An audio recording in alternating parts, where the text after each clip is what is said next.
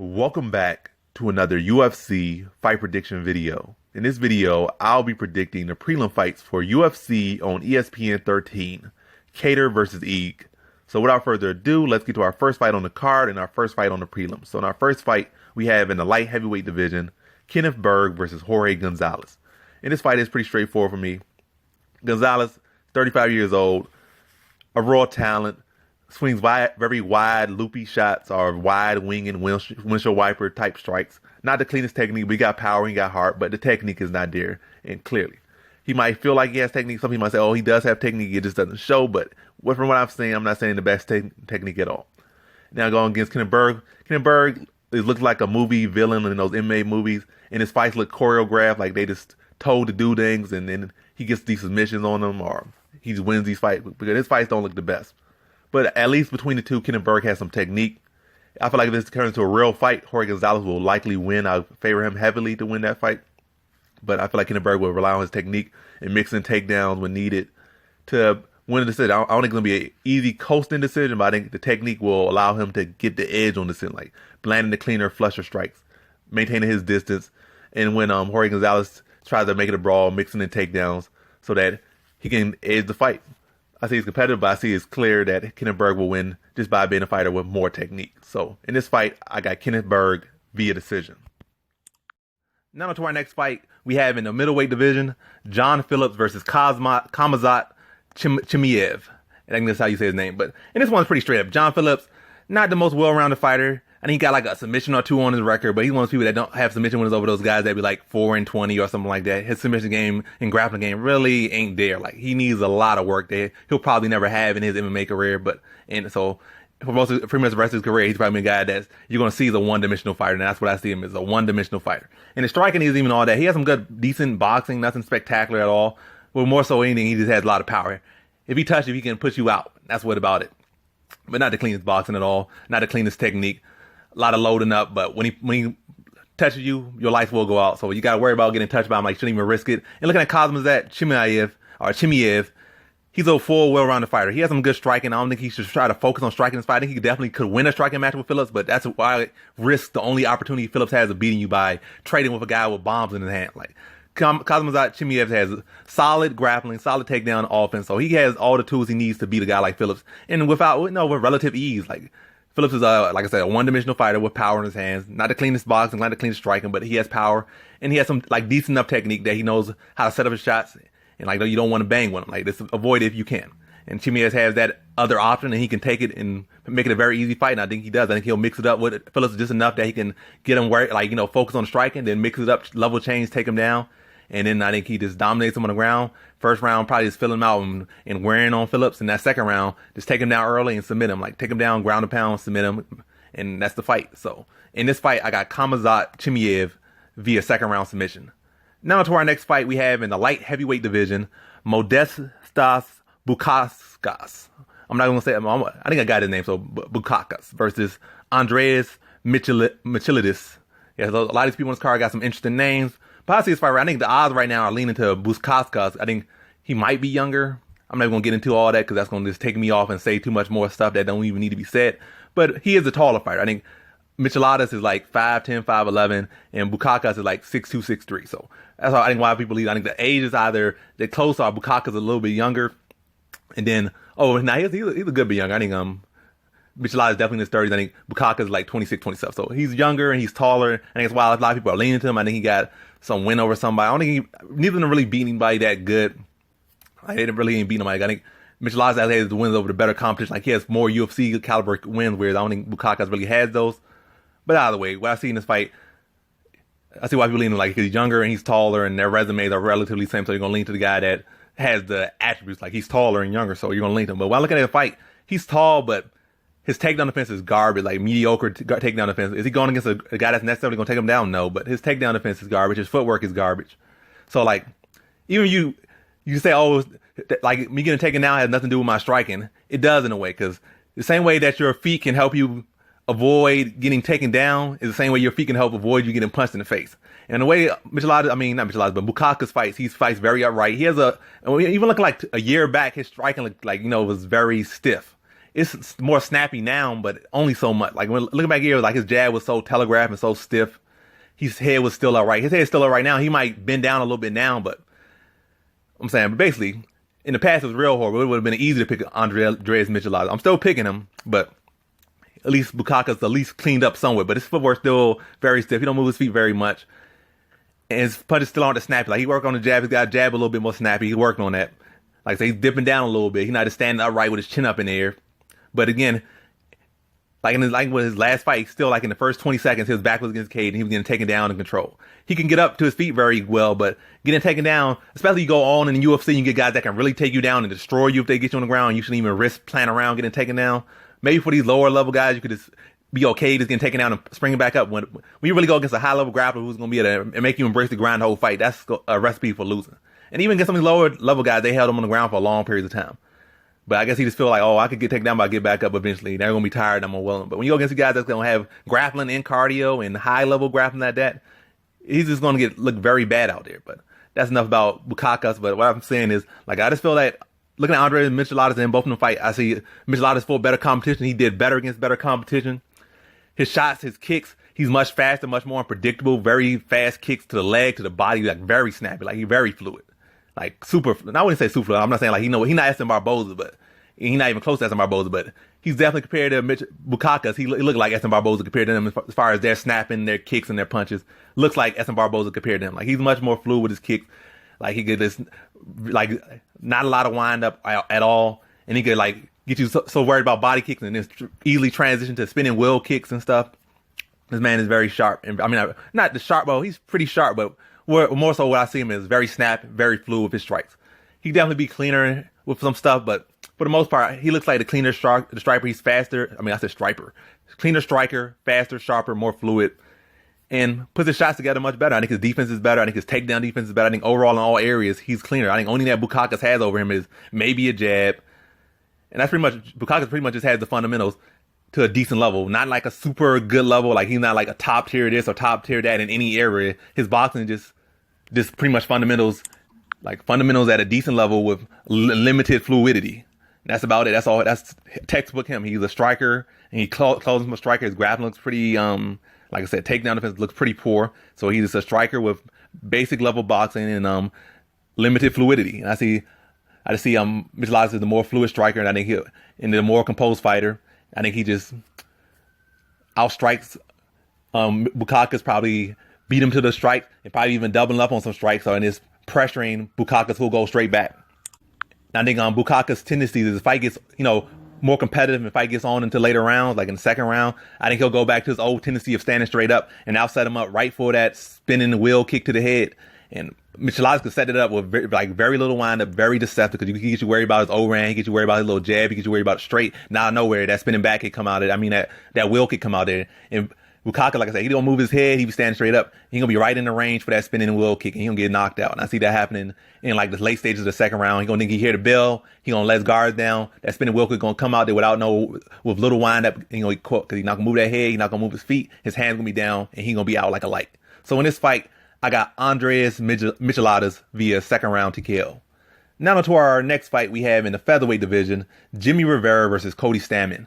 So this fight probably will be further up on the prelims, might even be bumped up to the main card, but I'm predicting it here. And if you want to find out, I'm probably going to make a post or something about it so you can, like, oh, where is this fight at? Matter of fact, even if you ask me, I'm just going to direct you right to the video, or I'm going to tell you what my pick is. And I say, you want to know why I picked who I picked, then I'm going to direct you to the video. But whatever the case is, we got the fight right here. So when I look at Cody Stamann, at first, he was just an all-cardio, relentless pace wrestler. His striking wasn't the best. He had a phenomenal chin, probably still has a phenomenal chin, phenomenal cardio, phenomenal wrestling, phenomenal control.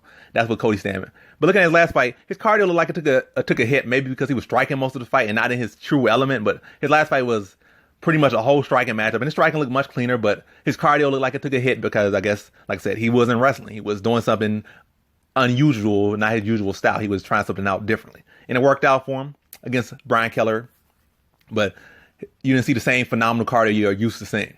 But nonetheless, you saw some new wrinkles, but you don't know if those new wrinkles will take away from old wrinkles. So sometimes when you focus on new things, you kind of take hits to your stuff that got you where you got you. But looking at this fight, even if he was his old self, or even if he mixed both things together, I think striking-wise, Jimmy Rivera is still the better striker. packs more power in his punches. That's more wrinkles to his striking than Cody Stamann. And Jimmy Rivera has a solid wrestling ability himself. I'm not saying he'll out wrestle Stamann, but I think he can neutralize Stamann's wrestling. Like, even if he gets taken out, I think he'll be able to get up without much effort. And I think for the most part, he'll be able to shut down Stamann's wrestling. And on the feet, I think he's the better striker. Like, Cody Stamann showing new wrinkles and stuff, but Rivera's still by far the better striker. More power, sharper, cleaner, and like, it's not new to him. He can do that for 3 rounds. Whereas Stamann, we saw some slowdown in him as the fight went on. Like, early on, he was explosive and he was snappy. He had some good counters, looking real clean, technical. But as the fight went on, you started to see holes. You started to see him trying to take breathers out because that's not his game. And I feel like Rivera is going to be able to stuff his takedowns, make him uncomfortable.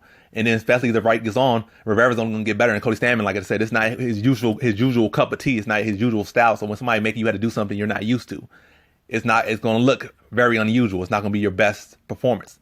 I think Rivera is going to be competitive early on, like I said, because Stamann's still going to be explosive. He's still going to be fresh. He's going to be athletic. Be use all those big muscles. Those explosive muscles. But Jimmy Rivera is going to be able to do that throughout 3 rounds, whereas Stamann, you're going to see some slowdown. I think the power of Rivera, the pace, the experience in that area, and being able to neutralize Stamann's takedown is going to allow Rivera to definitely take the fight away in the 3rd round. I'm not saying he's going to put him away, but I think it's probably be competitive in the 1st. 2nd round, Rivera's going to start to take it away. Then 3rd round, he's just going to run away with it. But competitive, fun fight nonetheless. But in this fight, I got Jimmy Rivera via decision. Sorry about that. But now on to the next one. We have in the women's flyweight division, Dina Belbita versus Liana Jojua. So looking at this fight right here, I could get into a lot of stuff and try to say this and try to say that and try to dig into this and to dig in that. But this prediction, like as far as anything, is going to be a very cut and dry prediction because Belbita is 1 year younger than Jojua. She is 3 inches taller, and she has about a 6-inch reach advantage over Jojua. They both have similar skills and similar skill set, and I think Belbita brings it much more than Jojua. I think, like I said, technical wise, it's not no big gap, but I think Belbita's taller, she's younger, she has longer reach, and she has a higher pace. So when a fight's close like that, you lean to the person who has the attributes. So she has the height, like I said, she has the height, the reach, and the pace. And they both kind of have the same record in the UFC, but I just see that Belbita has the edges. And those edges lie in her attributes. So in this fight, I got Dina Belbita via decision. Now to our next fight we have in the flyweight division, Tim Elliott versus Ryan Benoit. And Ryan Benoit, I'm already getting into the breakdown, but whatever the case, this is another one I can get right into. Ryan Benoit is a solid fighter, very sharp, good counters, good boxing, good power, very snappy, very technical. But one thing he has always struggled with is grappling. Like, you would go out there see him fight a guy that's a one-dimensional fighter that probably got like overhand or some big power shots, no cardio, and explosive takedown. And those guys will give him a lot of trouble. Like, they got one thing and you know what they're going to do, and he cannot stop it if it's grappling. Like, he struggles with grappling. He's been struggling with that his whole career. And I think one of his last losses or his last fight, he fought a guy from like a very small scene, from one of these Asian countries where it's not like they don't have the highest level of talent. And that guy, and as a matter of fact, and over there, I don't think they have the best wrestler. I think maybe some Chinese wrestlers are pretty good, but I don't know. Either way, that guy didn't have that many opportunities, and the level of skill where that guy came from wasn't that high. And that guy came over here and put a grappling clinic on Ryan Benoit. So that just shows you that Ryan Benoit's grappling defense isn't the best. Well, at least his takedown defense. His grappling probably okay, but his takedown defense and his ability to get back to his feet has always been questionable. I'm not saying he like this some guy that had no BJJ. He has good BJJ. It's just, as far as MMA goes, you're not, unless you're getting some submission or you're getting a reversal, you'll be able to get back to your feet. And he stays too much time. He spends too much time on his back when he gets taken down. Now you're going against Tim Elliott, who's a far better wrestler than the guy he last for, an awkward guy, which can potentially help Ryan Benoit if Tim Elliott tries to do something weird and gets caught with a punch or gets caught with a head kick and then gets finished off. But I see Tim Elliott being able to have success with his takedowns and being able to outgrind Benoit. I don't think Benoit had, like I said, Benoit don't try to get back. I see Benoit was really attacking submission, trying to get back to his feet. Maybe he could wear Elliott down, but the fact that he spent so much time laying on his back is not a good thing. And I think Tim Elliott will be able to take him down, be able to rest on top, be able to work on top. And unlike his last fight, he won't get gassed out or burn himself out because, like I said, Benoit won't really be doing much to get back to his feet. So it'll be pretty much take him down, put him down, control him around, and that's how it's going to be like. Maybe a little bit of striking here and there, a takedown, control for a large portion of the round to a decision. So in this fight, I got Tim Elliott via decision. Now to our co-prelim headliner, or at least for right now, in the featherweight division, Ricardo Ramos versus Lerone Murphy. So I'm going to say this going to be a quick one as well, but I'm going to first off give some props to Lerone Murphy. When I first saw him, I didn't really think too much about him. His record looks decent. He doesn't fool anybody, but watching him fight, Lerone Murphy is a big threat. He has some of the best footwork I've ever seen in MMA, especially, in general. And I think if he develops, he can be a very dangerous fighter, especially to these one-dimensional fighters like Khabib and these Russian fighters who just go for takedowns. This guy actually be cutting angles when he's moving his feet, so he's not like just an easy square target to blow up. Just shoot a blast double or a single leg on, because he's actually cutting these quick angles, able to turn, so it's hard to take him down, hard to get these clean takedowns on him. He got solid boxing, solid power, solid technique. All he needs to do is work and get some experience. But UFC really took some time. This guy could be a world champion at any weight class he wants, as far as at least 145, 135, maybe 155. He could be a champion at any of these weight classes, given time and the right build up. But right now, they're giving him some hard work. But all that been said about him, he's going against Ricardo Ramos, a fighter with more experience than him at this level. I think if it was a pure striking match, I think Murphy might get a knockout, but you're going against a guy that can definitely hold his own with you in the striking. Definitely got a good frame, just like you got a good frame. And like I said, more experience. He got a decorated BJJ black belt, so he's more versatile, has more tools. Like I said, more experience, more versatile, more tools. Yes, it was like a striking matchup you would win, but the fact that this is an MMA matchup and like he has experience and has those tools, I'm going to lean to Ricardo Ramos to mixing the takedown, mixing the grappling. Still see his competitive fight. I think Murphy, it might even be fight of night. This is going to be a technical fight. This is going to be a fight you're probably going to look back at as they both develop over years. They're both young fighters, or at least fresh faces. I think Ramos, I'm not too sure about Murphy age right now. I'm not going to look it up, but I know Ramos like 24, 25, so that guy is going to likely be around for years. And Murphy definitely at least going to be around for a couple more years. At least probably 5 years more, if not like 10 or something like that. So two guys you probably can see around and develop and be some big threats in the division, and probably go on to do some big things in the UFC and in their MMA careers. But like I said, Ramos just has the more tools right now and the more experience, so I'm going to lean to him to be able to mix it up and be able to get the decision. So in this fight, I got Ricardo Ramos via decision. Now to our prelim headliner, we have in the women's flyweight division, Molly McCann versus Taila Santos.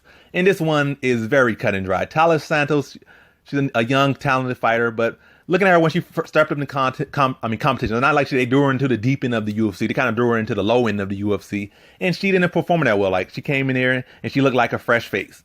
And now they're throwing her even deeper into there against a fighter that probably would easily beat the opponent that beat her. And it's like, more so I think this is a fight that's going to give both of them experience and probably give Molly McCann another win. But I think really in this fight, I don't think anywhere Taila Santos can truly beat or challenge Molly McCann. I think going to defeat Molly McCann is a much better boxer, much better striker. On the ground, Taila Santos might have some edges somewhere. Maybe she could get it to the ground. But I think right now, Molly McCann, after her loss to, I forget what's her name, or at least I think she might have had 2 losses. By the way, she had fought some grapplers and she got dominated in those fights. Then after that, she worked heavily on her grappling. So she's improved that. So her wrestling, I think the wrestling and grappling edge, I think McCann actually has that as far as the MMA aspect of dictating when the fight goes to the ground. I'm not saying like this pure BJJ. Santos might have the edge, but as far as like getting the fight to the ground, setting up timing and control and controlling the, MMA range of where you set up takedowns from, like, just that IQ, because you've been there, she has the edge. So how I see this fight playing out, I just see Molly McCann is outboxing Taila Santos, being 1 or 2 steps ahead of her, both in the striking and the grappling.